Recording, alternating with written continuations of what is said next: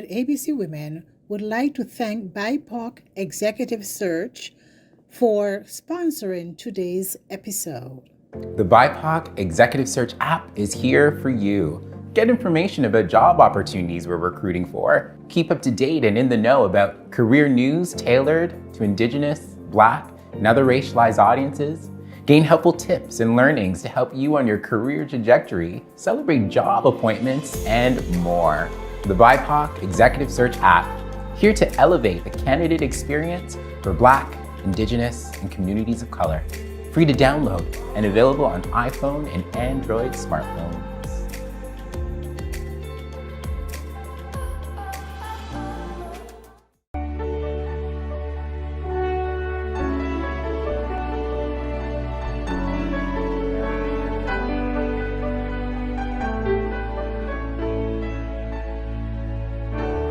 Look how far you have come on your own, but never alone. Through the rain and through the shine, here's your moment, it's your time.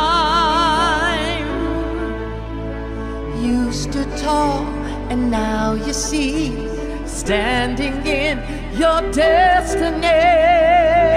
100 women growing strong. 100 women where you belong. You stood tall and now you see, you have reached your destiny. Woman,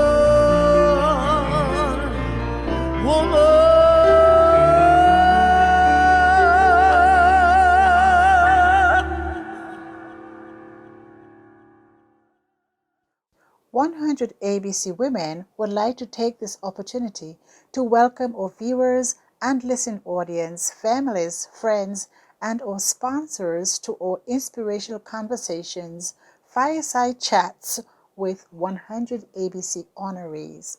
100 Accomplished Black Canadian Women is a bold initiative created by the co-authors, the Honorable Dr. Jean Augustine, a former MP, Donna Jones-Simmons, a corporate diversity executive, and Dr. Denise O'Neill Green, Vice President, Equity and Community Inclusion at Ryerson University.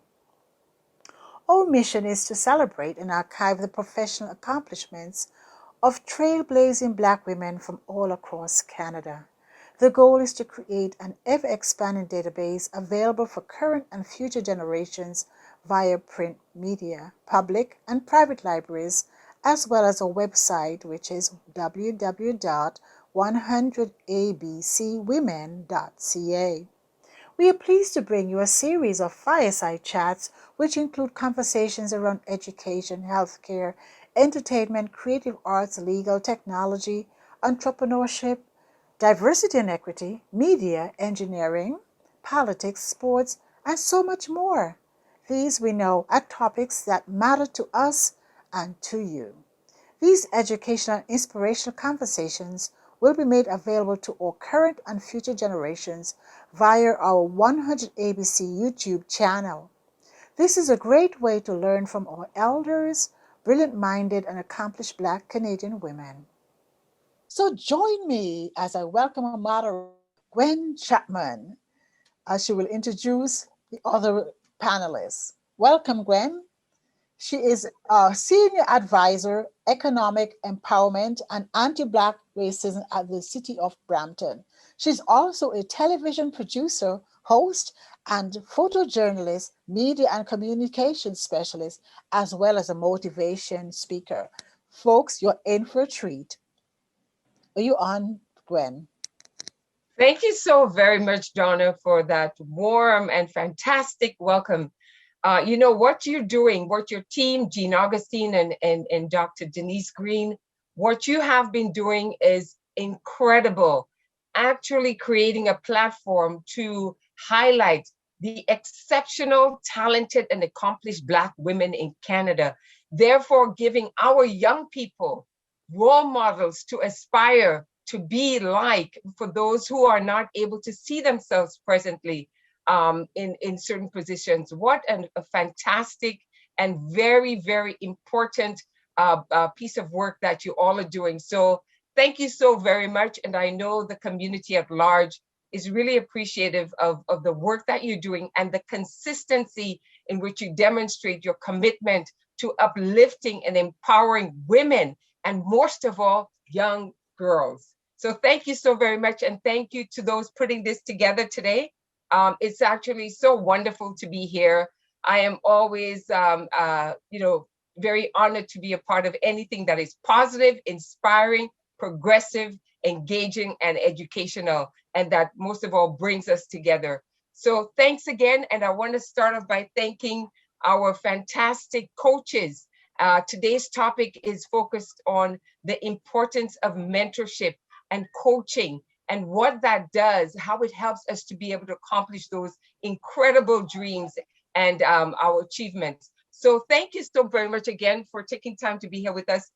Beautiful queens, beautiful ladies, the leaders in our community, and those who are setting the pace and allowing for our young women and men to dream. Thank you so much for all the work that you do. So we're going to start off with this lovely lady beside me in red, Sharon Joseph, a longtime community volunteer. Sharon, tell us a little bit about yourself. Good evening, panelists.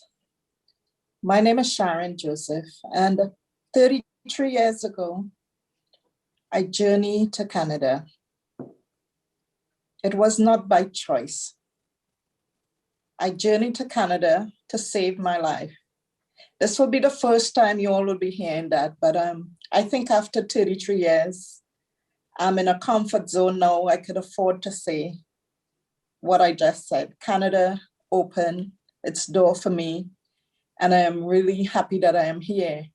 So I think to myself, I am the best mentor for women experiencing domestic violence. Wonderful. Sharon, I know that you're someone that you've given so much to the community for decades. It's interesting. I know you personally, and I've always said that you're one of the few that have always been in the trenches, sacrificing much of your time, your energy, your finances, your passion and your commitment to our young people and community is so highly regarded. Do you want to just touch base on the organizations that you're working with right now and what you're doing? Yes, so I'm the president of Breakaway Relief Foundation, and I started in 2003.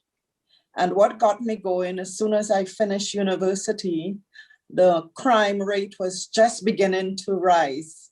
And I was approached by community members to do something because my BA is in sociology. I study gender and families. So I gave it a second thought, and I bought an agency in my house in the basement. So that's where I started from. And the violence, as it escalated, I, was thinking, what else can I do? So I started a peace initiative in the Jane and Finch Corridor. And we walked for 7 years before I stopped walking, just to make a difference. So I would reach young people, families, and because there's violence and people were losing children. So that was a hot topic then. I know it's a topic, and it's something that I pray every day that it's gonna go away. But I put every effort into engaging community, bringing awareness about safety, and it's something that's close to my heart because I've lost a lot of friends, parents, children through violence. So throughout the years, I am the go-to persons when it comes to preventing violence in Ontario, Canada. So right now, Breakaway is still much going. Due to the pandemic, it's it's really hard for families now. And we try every week with the food stuff and questions are asked, and, sometimes we wonder what's going on. We don't have all the answers, but from ever since 2003, I bought the organization from just a non-for-profit. So now it's a full charitable organization that I work day and night to produce. And I'm really grateful for all the supports, and we are still going. Thank you so much for that, Sharon. And it's interesting because I have such admiration and respect for those who are, like I said, in the trenches, because it's very easy to be involved with things that, where there's glamour and glitz and, photo opportunities and that sort of thing. But, for those like yourself and many others who are quietly doing the work, the not too pretty work, I have tremendous respect for people like yourself, because I know what's involved. And that's, again, a lot of sacrifice, a lot of time from your own personal life and looking after your own family. So again, I do appreciate it, but you have a heart of gold. And again, it's people like yourself and those that are on this meeting today, this session today. You guys are the unsung heroes, and it's so delightful to be able to be with you. And I am able to personally thank you for the work that you're doing. Love you. Thank you. You're welcome. Thank you. You're welcome. And we'll go now next to Marcia Brown, again, a teacher and educator, and someone who works so tirelessly to empower and inspire our young people and has been recognized by so many others. And again, it's the time and the commitment. It's incredible how much effort she has put into ensuring that the kids that are left behind and that most people ignore, and those kids that are looking for hope or looking for some direction, she's able within her area to really embrace, pull them together and create opportunities for them to build their confidence and to see themselves, as all in all types of careers, and see themselves being able to achieve anything that they dare to dream. So Marcia, tell us a little bit about yourself and also your organization that you are running right now. So hello, everyone. My name is Marcia Brown, and I am so honored to be here today to talk about my story and listen to many more. I run an organization called Trust 15, Youth Community Sport Organization. It's an organization I created almost 11 years ago in my community of Etobicoke, because I saw there was something going on in my community. Kids weren't being motivated. They didn't know what to do in life. So I decided to photocopy 250 flyers, and each night after work, I would walk the community and tell people I want to change their lives. And because of that, now we're up to 145 youth in the program. And I'm telling you, I'm so proud of them, because I'm able to bring in amazing people to talk to them, to inspire them, to, show them that, there's greatness out there for you also. And I'm so blessed that I'm able to do it. Right now, because of the coronavirus and, we're all locked up at home, I struggled in wondering how was I going to reach these kids, until one day someone invited me to come to a Zoom event. Didn't know what it was, because that was just last year. And I went on, and something was going in my mind. I wonder if I could do this online with them.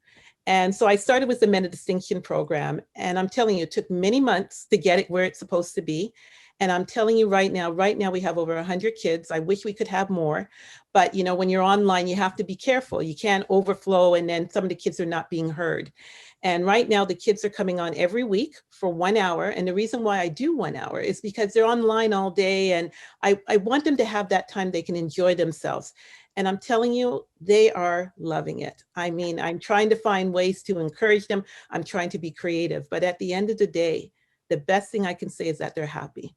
I know they're all locked up in home. They don't know what to do, but I asked my Lord, give me something, and he did. And he showed me what I had to do. And I'm very honored to say that those 100 kids right now are extremely happy. That's amazing. That's amazing. We love it. And, many of us have gone through to your fundraising dinners for young people. And that's always such an inspiring event to attend every year. And boy, we so look forward to, once this COVID stuff is over, to get this going again. Wow, that would be such a joyous evening. That day will be a celebration, because finally we can come out and celebrate again. Many people have been telling me, I can't wait. I didn't realize how many people were inspired over the gala. Only when we're all locked up now, people are calling me and say, oh, Mrs. Brown, I missed this, or Marcy, I missed that. And I realized, you know what, Lord, the day this is gone, we're going to celebrate like there's no celebration. Trust me on that. Yes, that's incredible. I think one of the pluses that we're experiencing, and again, you know, every tough situation, every challenge is an opportunity for us to grow, develop, be creative, be innovative, and help. It allows us to really get a better sense of who we are, to grow. And so even with this, I think it's allowing us some time to really appreciate the importance of us coming together, the importance of and the value of individuals, you know. So I think we all look forward to being able to come together again as a community, and that's just going to be wonderful. So thank you for the work that you do, Marcia. So inspired. Tanika, my lady, how are you? Tell us a little bit about yourself, you incredible young queen. Thank you. I just feel so honored. I want to really thank 100 Accomplished Black Women of Canada and all the amazing queens behind it, and all of you, because you guys are already saying it. Like, there's so many of us that are just doing the work, not for anything, but because we have a calling to do and support our communities, you know, and be people of action. And, you know, it is nice, you know, to when, you know, you get the call and you're like, oh, wow, like when you've put in 10, 15, 20 years into something, to just be able to first document it for the next generation, so we don't reinvent the wheels. So much of that happens because we think we're the first to do this. And there's a long history in Canada and in Ontario of us working in our community. So first of all, I just want to give thanks for all of you and the people that are making this happen and for prosperity. Thank you. My name is Tanika Riley. You know, first of all, I'm a mother, I'm a daughter, I'm definitely a sister to so many sisters that I found that God brought into my life. Entrepreneur, community builder, and artist. You know, we all have many passions, and I definitely do. And some of my passions, I'm really about supporting people really to use their voice, to really manifest what their vision's going to be, and so, or their movements. And two of the movements that I'm really passionate about is a movement, an organization, a nonprofit that I co-founded back in 2003. That seems to be a good year, called Por Amor, which means for love. And we're a multidisciplinary arts and culture organization. So all the different art forms, whether it's poetry, hip hop, dance, you know, visual art. And we use those art forms to really highlight in our community and schools issues around equity and wellness. And we have a framework of making sure that Black African and Indigenous worldviews are being shared as placeholders of wisdom in our schools and in our communities to deal with equity and wellness. And another movement that I am proud of, I have a financial education and empowerment company with my mother. It's a family business. Wow. Because of my work working with Black mothers, youth, for almost 20 years. I kind of started when I was a young person. I saw that so many of our challenges as in the Black community came from finances, whether it was access to be able to deal with our trauma and get places of healing.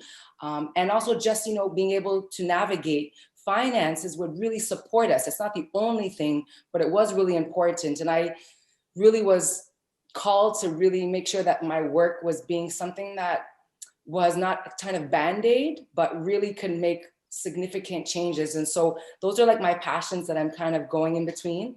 And I'm just really excited to be here with all of you. I just hear what else everyone's doing, because I once heard there's too much organizations and not enough organization. So I love that we can connect, right? Because yes, we're doing so many similar things for our communities, right? Let's pool our resources which is each other. So yeah. That's amazing. Well, thank you. It's so delightful to have you a part of this. And again, the financial part of what you're doing, very important. You know, we've got to move from, well, we're getting into the political, and we understand the importance of building political capital. And yes, that's something that I've always pushed for years. or try to toot the horn as much as possible to get our community to understand, based on who we are, where we are, we need to be politically engaged, because if we do not respect our political power, those that are in power will not respect our community. And we know that there's a lot of influence in terms of politics. So we are waking up and understanding and utilizing that power.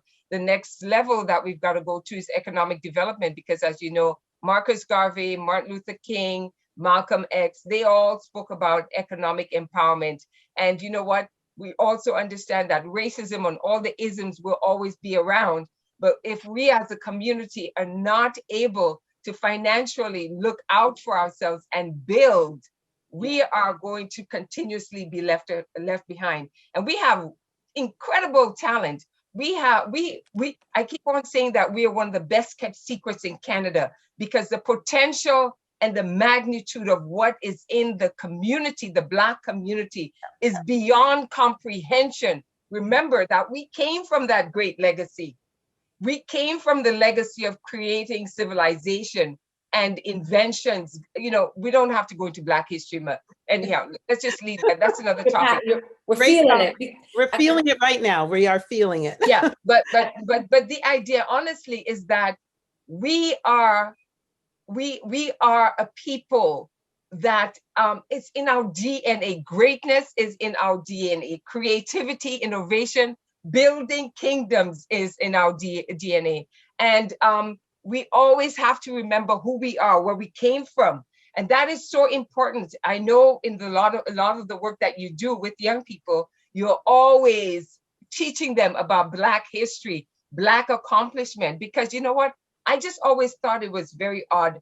I said, what is this racism about? Like, that's the most idiotic thing ever. Because you're born in a particular body, you are not able to achieve. That makes no sense, So we've got to do even more work in terms of enlightening and teaching our young people to be proud and to be happy and feel honored to be who they are, because they're children of God. And just like a garden with various flowers, all different kinds of flowers, we're humanity. We're all children of God. So it doesn't matter what color, who we are, what we look like. We all children of God, and we all have something great to offer this world in terms of our purpose. We all have greatness within us, and it's about us having those mentors and coaches where you all come in that would help to ignite that passion for curiosity, and to inspire young people and remind them that they, even though they may be feeling like they've left behind, they are unique. They have value, and they're born to do something great on this planet. So I know all three of you, that is one of your key messages. And that's why you keep on pushing and doing the work that you do tirelessly. You give selflessly, because you understand the importance of getting our young people to realize who they are. Because just like Marcus Garvey said, knowledge without power. If you don't know who you are, you're in trouble. Yep. Know thyself. If you understand who you are as young people, understand who your father is, your creator is, understand your greatness, your place in this world, you are then going to fly, because you know who you are. That's why it's so important, the work that you're doing, to open up our young people's eyes and empower them and get them to understand that they are of great significance to the community and to this country and to this world. So, boy, I feel like I'm preaching here, but don't let me get started. But I know all of you are on the same page with me, and that's why I'm saying again, there's a lot of work to do. And we know economically, we will have our foundation built, because we understand the value of that. We understand the importance of that. And we're going hard with demanding. We are Canadians, and equally, those barriers, those systematic barriers need to be broken. Yeah. And if we want this country to be a great country, it only makes sense just as in a family. You have 4 children. You want your family to be strong and great. You're not going to be okay with 2 out of your 4 children doing okay. You want all your children to have the opportunity to excel, to produce and be part of creating a greater family. Likewise in Canada, all people, all communities need to be empowered. And so therefore it is now is our time to take that lead and to take our place and ensure that we are empowering and building our community and demanding more and also giving more. And by doing that, again, we are all able to create those new opportunities for young people. And that is the most important thing, because it doesn't matter what we do. If we're not looking after our children, our young people, if we're not providing opportunities for the next generation, we would have failed as a community. We would have, yeah. And people need to realize that. They need to understand with everything that they're doing, what are they doing in order to help and empower, create opportunity and support and be a part of that village that our young people need to feel supported in this very challenging climate. And the fact that they are facing anti-racism. Go ahead, my dear. Go ahead. And that's why I would say, like, you know, I'm sure Marcia and Sharon, as people started a nonprofit, you know, and then getting charity status, one of the things I was blessed, you know, I was a good grant writer and I didn't mind it, but I don't like the idea that the work that I was called to do is I have to get someone to give me money. So that's another reason why I think financial empowerment, like if I know that I'm good, then whether it's using some of the blessings, the extra abundance that I have to put into things or pooling it. Like we need to also be looking at self-funding within our own communities, our own initiatives. It's great that the city and the federal government and all these should have places that we can access to use the money for our communities, but we need to take ownership, right? Like other communities are not waiting on governments to, you know, say, here's money to solve. We know how to solve our own challenges and it takes finances. So I think, you know, after doing it for 15 years, I started to feel like kind of like a hamster and I was getting burnt out. And that's why I added that element into my work of the finances, because I saw what it was like for my own mother, my father, they're from Jamaica. My mother, you know, grew up real poor. My grandmother had polio. She came here and worked really hard and sacrificed and was able to create a financial stability that I could stand on her shoulders. And so my children will stand on my shoulders and have a freedom. They'll have property that they don't have to pay mortgage if they don't want to. And what can they now do with that, right? It's not about, okay, we have it. So I'm gonna, you know, pass it off to my sisters also to share about that. Thank you. I would like, thank you for those wonderful words, because it is so true as how we are now. Have you noticed that we've been doing things by ourselves and not sharing what we have? And I love the idea how we all need to come as one. There's so many opportunities, so much information that we can share among each other. Because when you run an organization and you do it by yourself, you wonder what more you could do. But when you partner with other people, our own brothers and sisters, our kings and queens, we can collaborate together to find these amazing things to do together and expand the knowledge of our young children. And it took me a while to figure it out, but when I figured it out, I started reaching out to other people and saying, we need to partner together. We are on the same path together, making sure that our kids are going for greatness. We can't do this by ourselves. It's like when we have a family, you know, we have trouble, our families are all together to help us, put us together and make us lead. We're not doing it as an organization. And this is something that I want to see all of us do. I don't want to see, I'm very humble what I do, and I do a lot of great things, but it's not about me. I'm here to serve.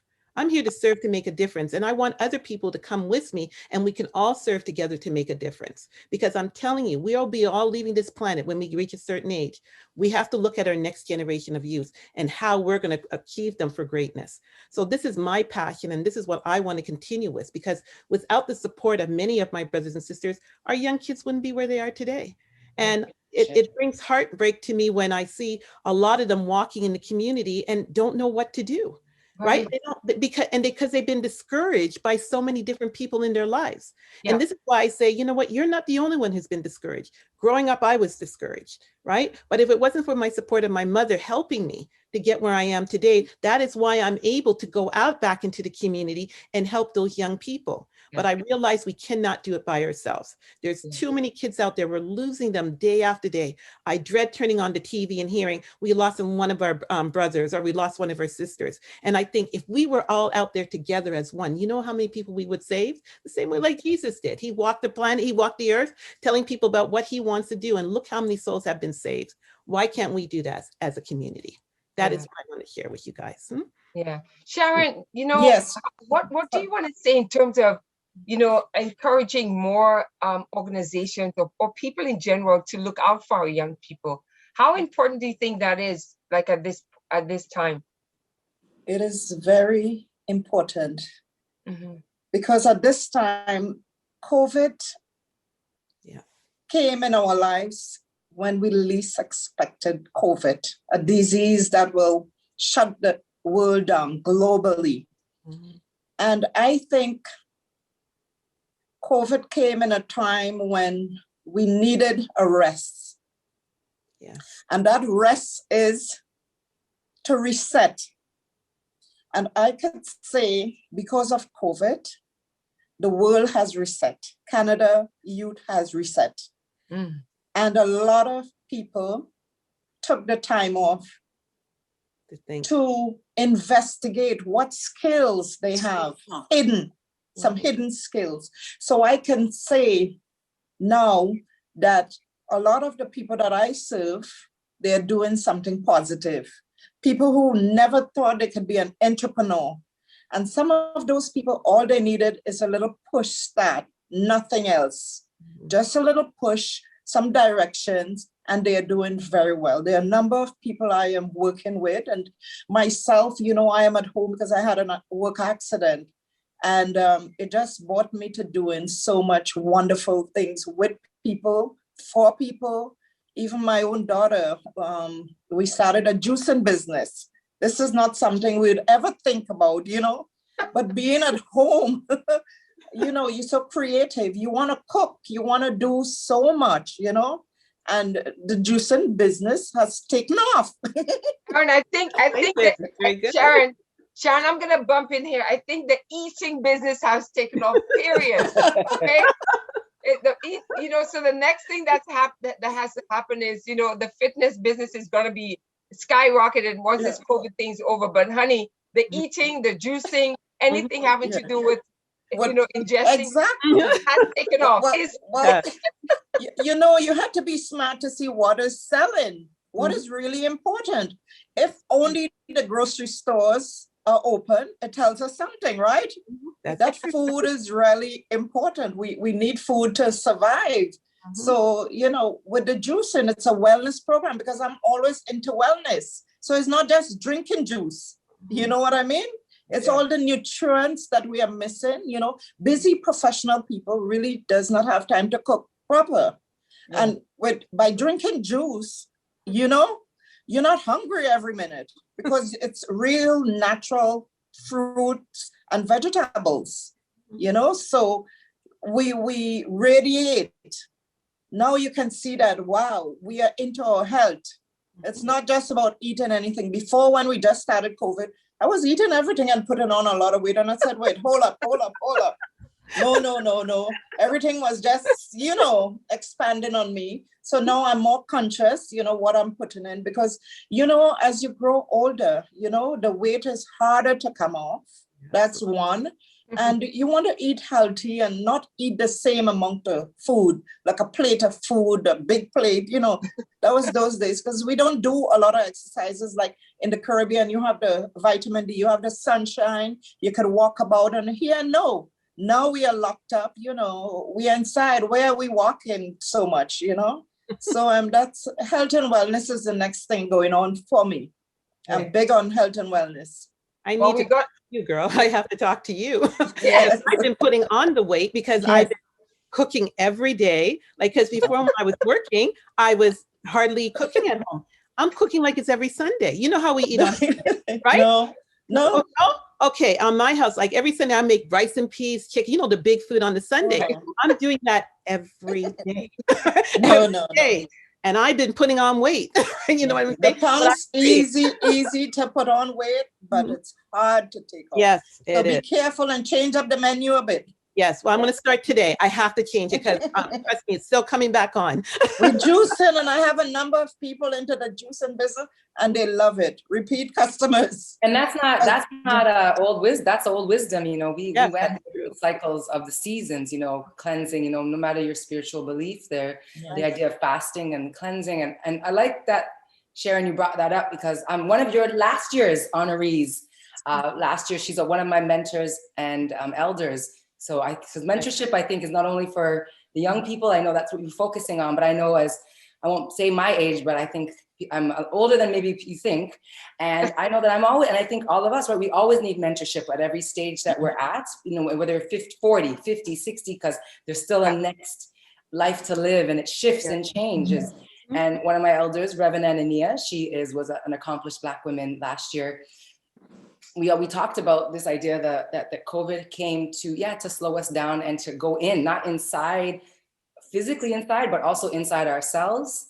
And what are those gifts that we're getting because we've been asked to slow down and really look at why I appreciate her mentorship is, and I share that with others that I mentor, the young people especially, is this like sort of spiritual activism and spiritual mentorship where we are making sure that we're listening to what we're supposed to say yes to so that we don't get burnt out, because I've been there and I kind of retired from that. I played that movie. And that book is now in the bookshelf. I'd rather do less and do it better.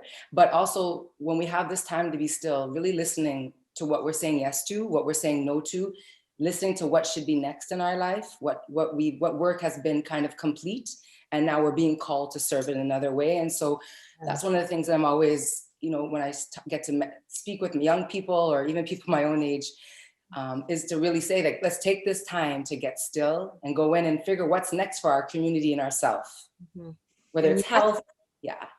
I agree with you 100% because we do need to find ourselves more. And, you know, even with this coronavirus, thank you for mentioning that we all had to step back and figure out what we needed to do. Like, you mean, like even myself, I like many nights I will be thinking about, okay, what more can I do, but not stress myself out, right? So I can make the mission go out there. And it's a blessing for me that my Lord can still hear what I'm saying and still give me those answers.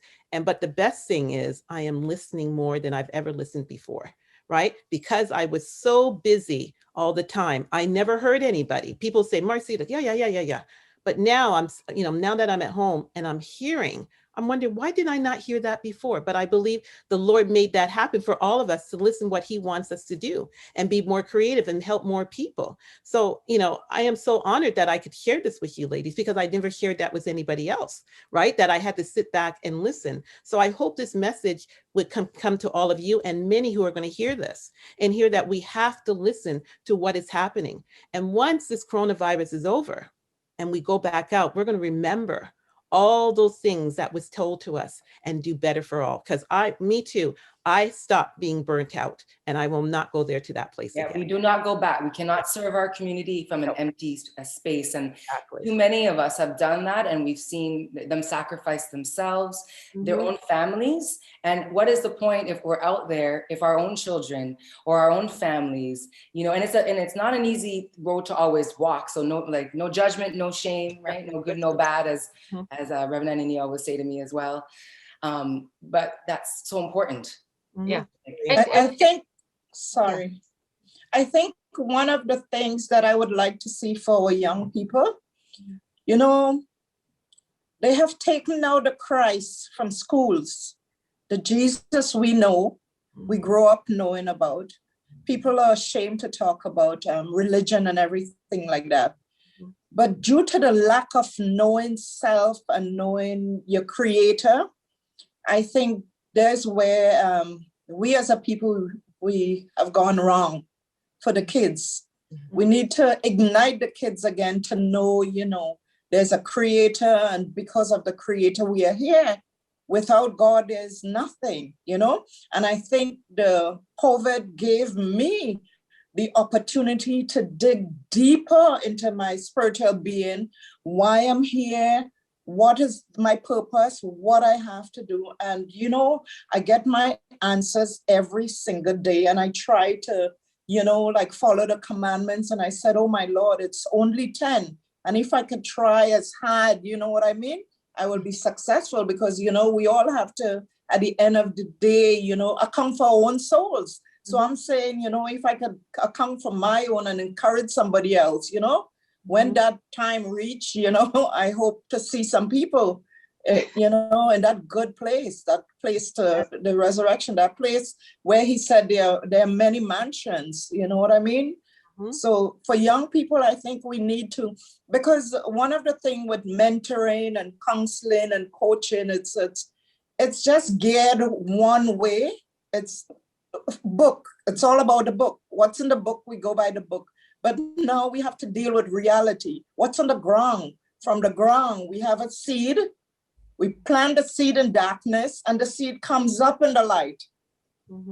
You know, so we have to look at, you know, when we teaching children, we trying to nurture them, we show them the seed.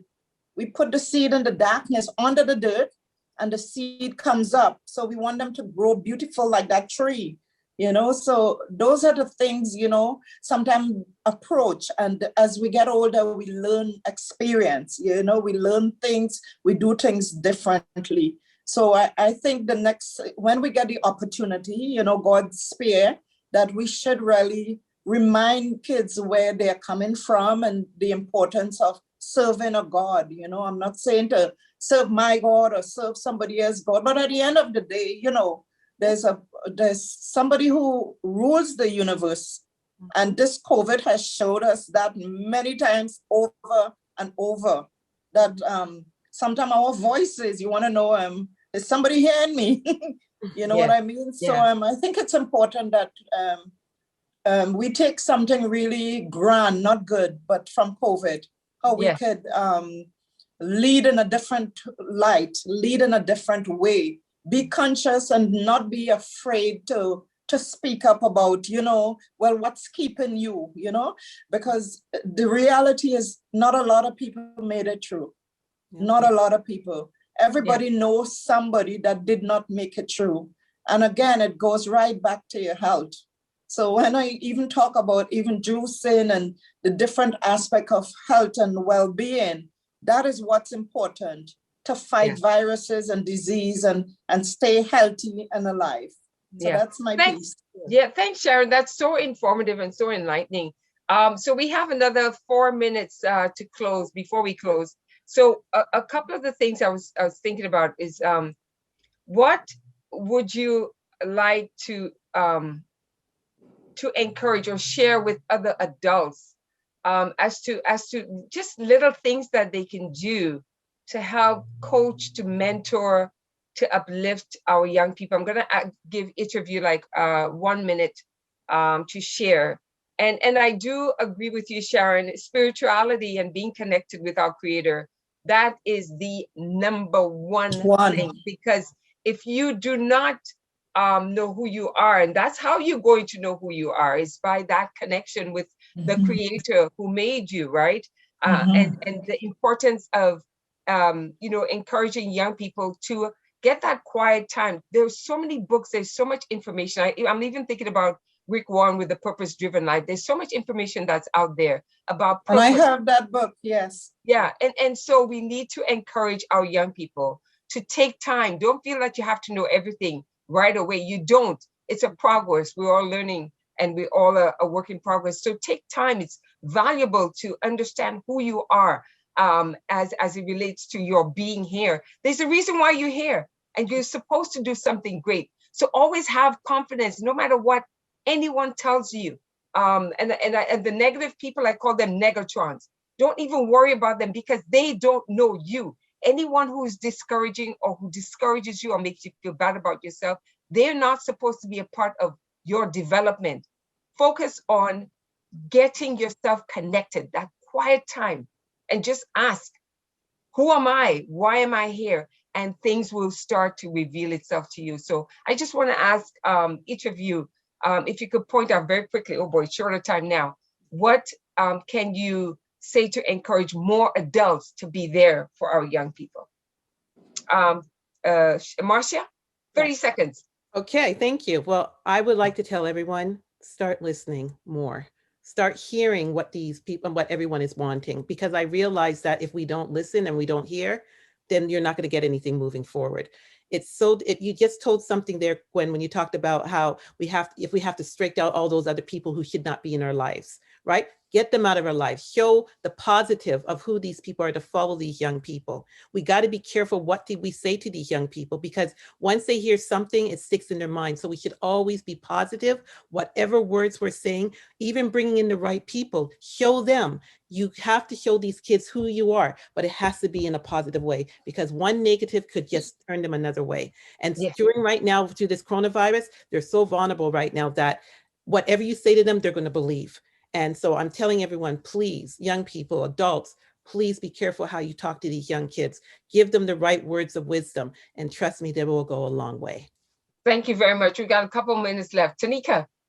I'll just piggyback with Marcia said. I mean, I think we need to listen, and I think not come with our own agendas as adults. I know, like, people always saying, oh, young people, and then I'm gonna say something might be a little controversial. We don't have a youth problem, we have an adult problem, right? Because why are these young people becoming like this? You know, where are the places, soft places for landing for them, that they develop these habits, these values, so it's not you know, sometimes we like to blame the young people, but where are they getting this from?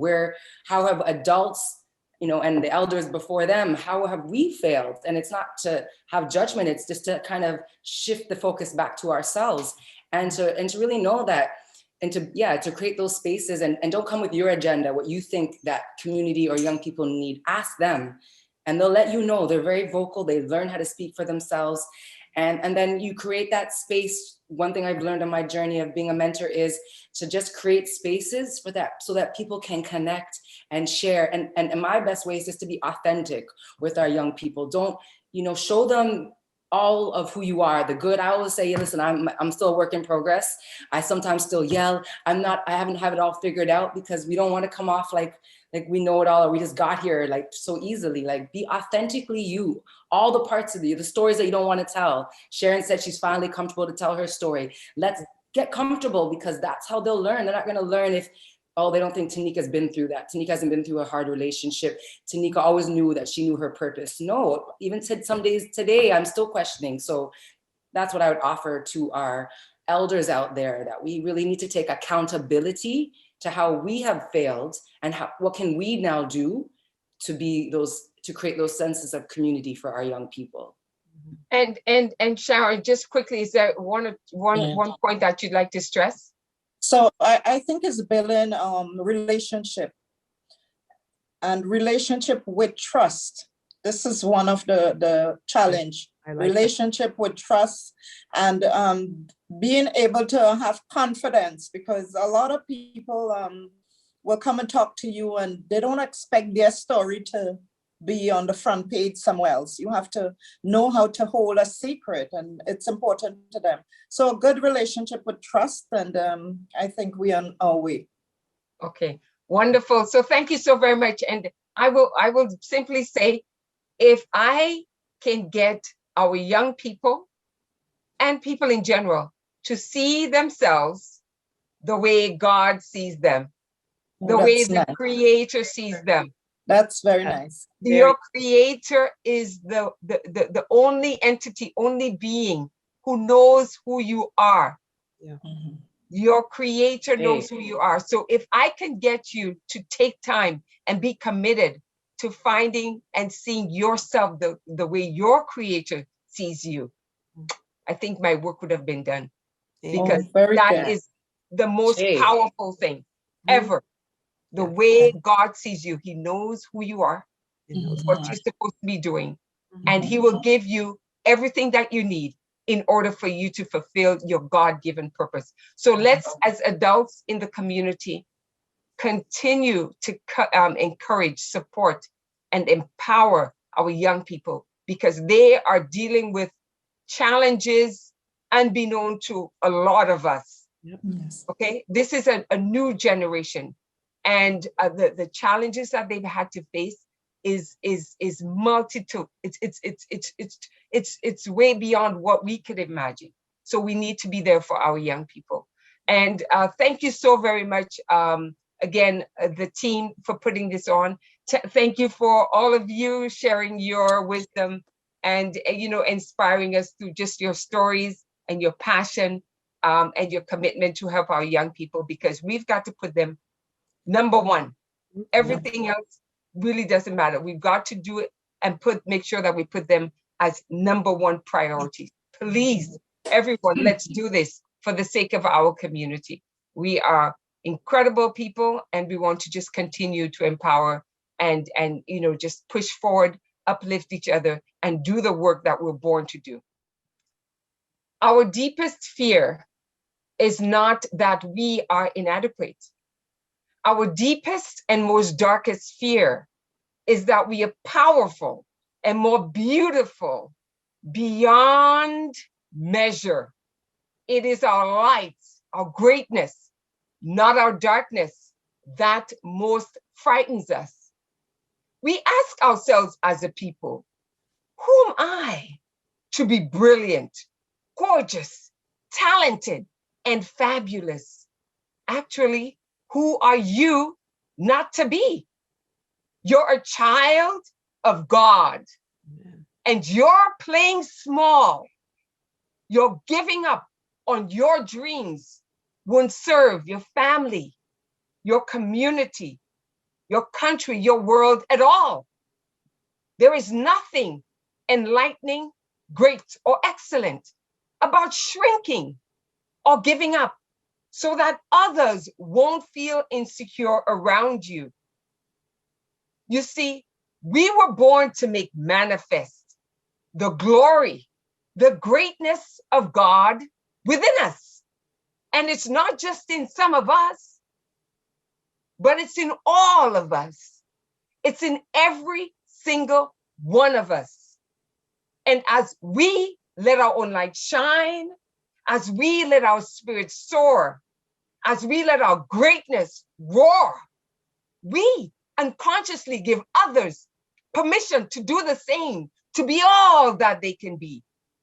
And as we are liberated and set free from our own personal fears and hurts, our presence automatically liberates others.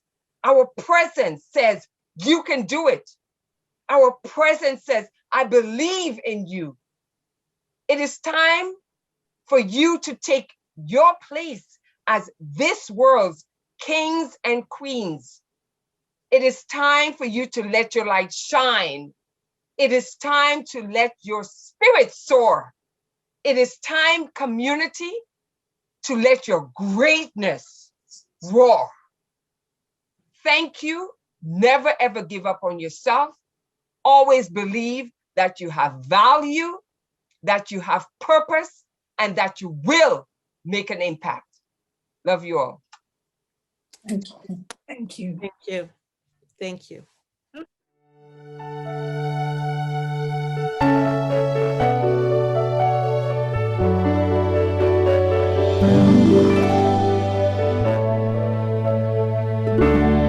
Look how far you have come on your own, but never alone.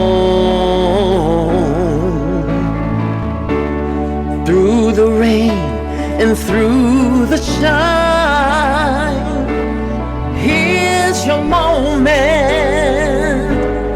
It's your time.